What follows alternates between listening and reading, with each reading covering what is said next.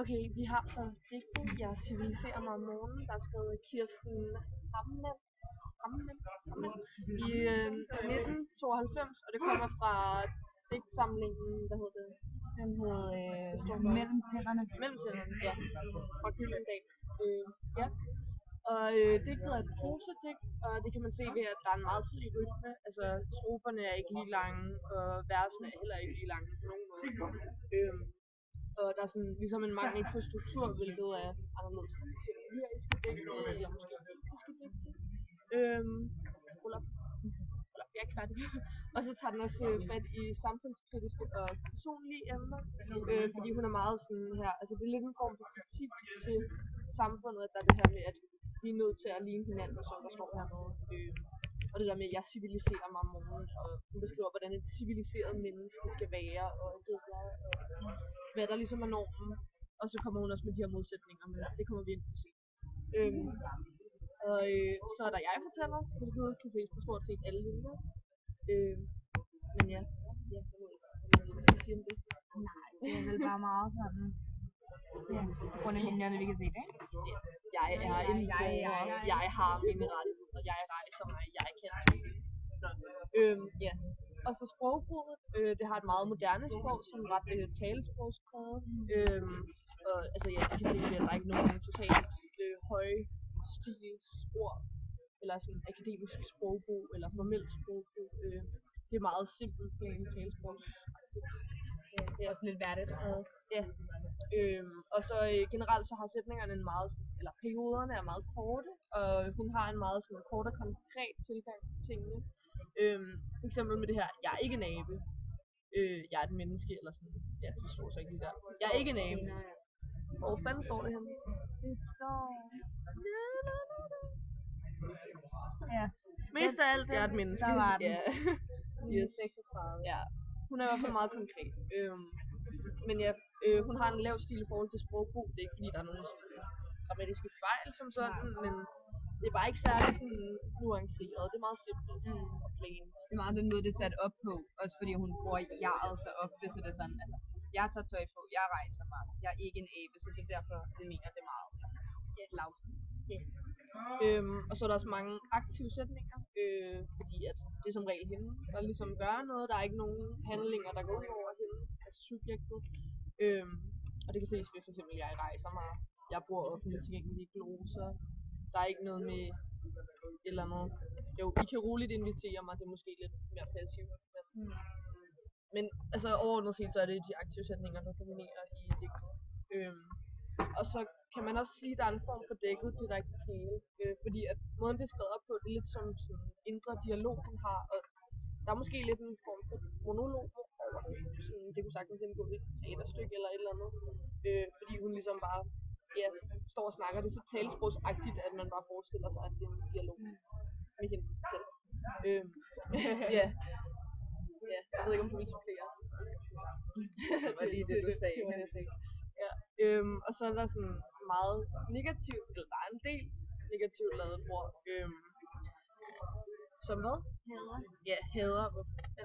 Og jeg er ikke en abe. Ja. Og...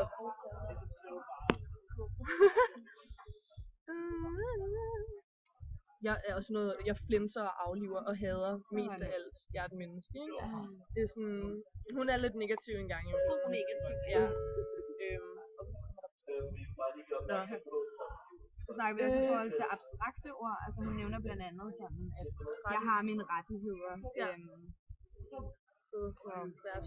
Men ellers er det faktisk primært sådan ret konkrete ord, hun gør. Også fordi hun er meget konkret i hendes handlinger, så derfor hører det så også lidt til, at ordene er konkrete. Ja. Og så bruger hun nominalstil, og det kan ses her blandt andet. Hvor det er min rædselsfulde larm ned til, jeg kan sætte den fra mig. Og det er det her med, at hun har rigtig mange substantiver, og der er ikke særlig mange verber. Der er faktisk kun et verbal med i det her eksempel. Og det bliver typisk brugt i forbindelse med beskriver, og det giver ligesom et større fokus på det her med, at hun larmer og har for mange kræfter, men alligevel så kan hun godt sætte de her skrøbelige kopper fra sig, eller sådan. Og så er der også rigtig mange parataxesætninger. Det vil sige, at hun gør brug af rigtig mange hovedsætninger og sætninger, der indledes med og. Nu skal jeg lige finde et eksempel. Jeg kan rejse mig og sige tak for i aften og gensyn og alt sådan noget. Ja, og så er der rigtig mange informative og handlingsregulerende sproghandlinger. Fordi hun ligesom hele tiden informerer om, hvad hun gør, og hvordan hun gør det, og hvad et civiliseret menneske ville gøre, og alt sådan noget. Ja, og så er der også indirekte sproghandlinger. Der er godt nok ikke så mange. Men for eksempel der står her, I kan roligt invitere mig. Det er så en nedtonet indirekte sproghandling. Ej, seriøst. Og så kan det også diskuteres, hvorvidt der er forvægt på sætningerne i den her tekst. Fordi hun snakker ligesom om rigtig mange ting, der er ved det her civiliserede menneske, og hvordan hun ligesom er og karakteriserer de civiliserede mennesker, og kommer med en masse modsætninger til det, hvor hendes egentlige pointe egentlig er den sidste sætning, vi er nødt til at ligne hinanden, ikke? Så på den måde kan man godt sige, at der er en masse sådan, næsten, ikke ligegyldigt, men der er en masse detaljer omkring, altså hvordan, ja, en masse begrundelser til, hvorfor og hvordan vi kan ligne hinanden. Og så på den måde kan man ligesom sige, at der er en god forvægt i form af nationalitet. Og så gør Kirsten Hammer brug af virkemidler, og hun har ligesom de her forskellige symboler og metaforer. Heriblandt så er den her abe, for eksempel, som hun nævner, jeg er en abe, et symbol på et uciviliseret menneske, fordi mennesker ligesom kommer af aber, og aber mangler ligesom den her civiliserede samfundsstruktur og kultur og alt sådan noget. Og så er der også det her med motorsaven og Irland der. Jeg kan læne mig og lytte ikke over bordet med min motorsav. Det er sådan, hendes motorsav, jeg tænker lidt, at det har vel været hendes mund, måske der bare sådan skærer igennem. Ja, i stedet for at sidde pænt og lytte til, hvad andre har at sige. Så skal jeg få have sine meninger. Ja, præcis. Det gør hun tydeligt. Ja. Men ja, så er der også den her, ja, selve overskriften på digtet og den første sætning, jeg civiliserer mig med. Det har vel også en eller anden symbolsk betydning. Jeg ved ikke, om du vil sige. Jamen samtidig så har vi jo også med aben her, jeg er ikke en abe, som står lidt i kontrast med, at sådan, aben er sådan et symbol på det uciviliserede, så hun siger det der med, at hun civiliserer sig om morgenen, og hun gør det der dat, men hun er ikke en abe, ikke? Ja. Så det er lidt en kontrast. Vi har også endnu en metafor her til slut, hvor hun siger, at hun nede her 48 på ryggen og sover som et barn. Altså det her rolige og sådan uskyldige, der også er klokker alle vegne. Ja. Ja, det er også et symbol på ligesom ja, og igen en norm, ikke? Ja, så sådan at, og det er ligesom en fase, vi alle sammen har været igennem. Ja, lige præcis. Ja. Og så gør hun brug af antitese. Her iblandt, hvor i alverden står det henne. Og servietten, ikke duen eller mit ærme, når jeg skal tørre min mund. Mine yndige små læber, de lukkede med tykker, når jeg flænser og aflever. Og hader mest af alt hjertet. Ja, okay, så får hun ligesom brug af de her modsætninger. Det her med, at hun sidder pænt og spiser og tykker med lukket mund, og hvor er hun høflig.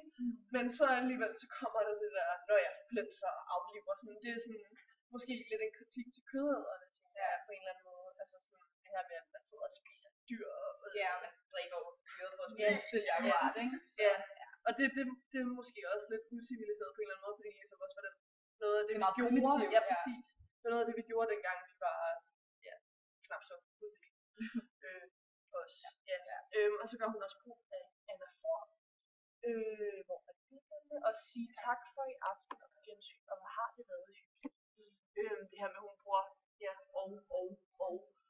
Vi snakker også lidt om, at det muligvis kunne være en form for trikologen, altså den her tredeling med, at først, og så siger jeg tak for i aften, og på gensyn, og hvor har det været hyggeligt. Altså, så både det her med, at der er en anafor i, at hun starter med og, men også, at det, hun ligesom deler hendes handling ind, med at hun skal hjem herfra, ind i sådan 3 dele.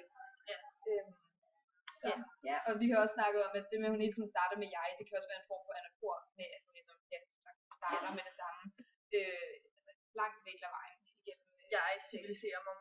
spejlet. Ja, Jeg specielt har her altid i haft det tøj på, første. jeg rejser mig, jeg er ikke en abe, jeg går på mine fødder, altså, ja. Ja, men det var egentlig det. Det var cirka det, vi havde. Ja, det var så mange ord, vi lige kunne smide ud af ærmet. Ja, så tak for Tak for jer.